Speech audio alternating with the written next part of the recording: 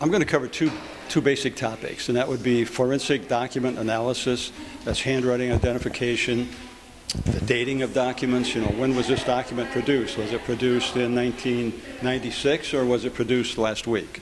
Sometimes in a court hearing, the date of a document is very important. And the second segment I'm going to talk about is crime scene reconstruction.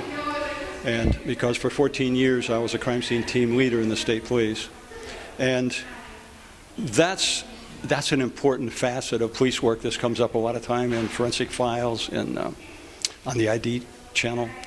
And so I'm going to talk about some of the crime scenes I worked, some of the staged crime scenes, and how you recognize a staged crime scene when you walk into it.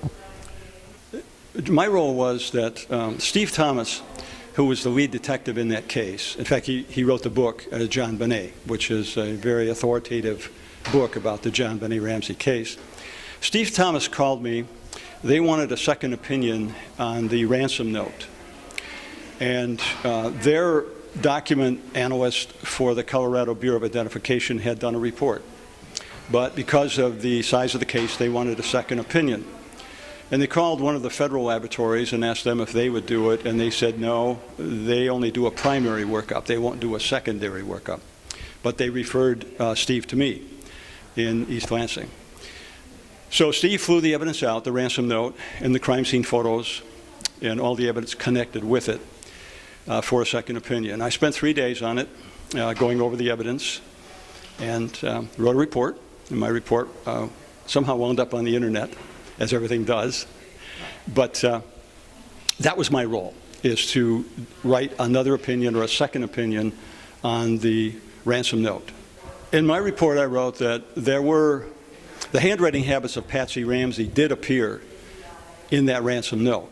However, there were differences present that I couldn't resolve, and so I could not make an identification of her as the author. But all the other suspects that I did examine were eliminated as the author. I was not able to eliminate her. It was a hard case. It was a very difficult case because the ransom note was 2.5 pages, and it was written in a disguised manner with a fiber tip pen. And so someone had written it probably with their unfamiliar hand. If they were right-handed, they wrote it with their left hand, and vice versa.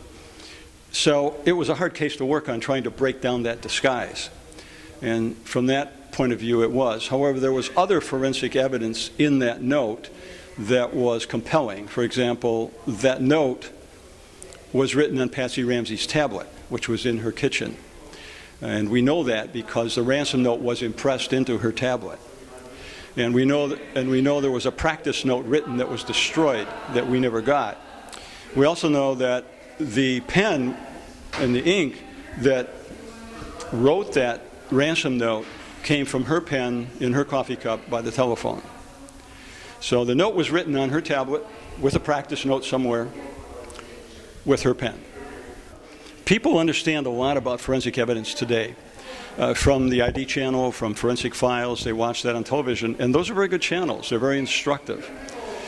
What I want them to take away is maybe I can go into some areas that they're not familiar with. For example, how do you date a document?